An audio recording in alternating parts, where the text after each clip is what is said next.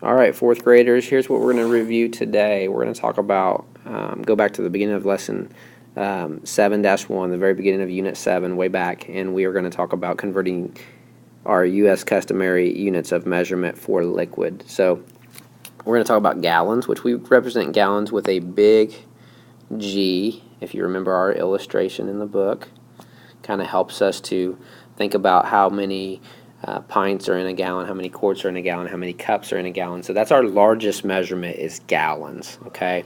And everything else is smaller than that. So the next one we talk about is quarts. So I'm going to make some Q's, make 4 Q's inside of my gallon here to represent that, because there are 4 quarts in a gallon. And then from that, we know that there are also 2 pints.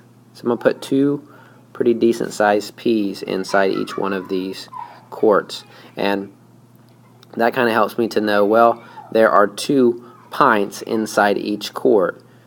So then if I ask myself, well, how many pints are in 1 gallon? Well, inside the big G, 1 gallon, there are 1, 2, 3, 4, 5, 6, 7, 8. There are 8 P's, so there's 8 pints in 1 gallon. It's a little easier way to kind of convert those.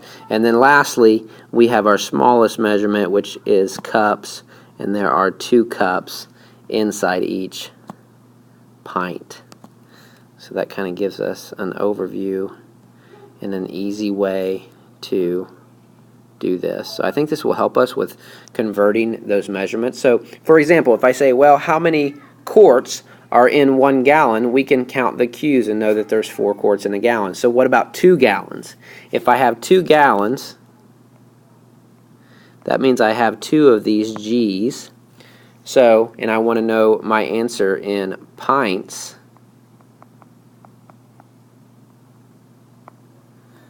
How can I find that? Well, I know that there are 1, 2, 3, 4, 5, 6, 7, 8. There are 8 pints in 1 gallon. So I take that information and I would multiply 8 times 2, or 2 times 8, and I would get my answer as 16.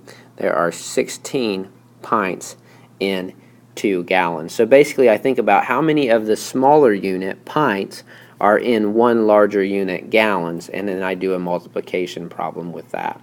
So that's just one example of kind of how you would review and think about converting gallons to pints. So if you can memorize this drawing, I think it'll really help you. Unfortunately, you won't have a picture of this on the test, but if you can remember how to draw it, it can really help you with converting those U.S. customary units in those liquid measures that we talk about on that. So take a look at the drawing, memorize it, know how to draw it, and I think you'll do great. Good luck.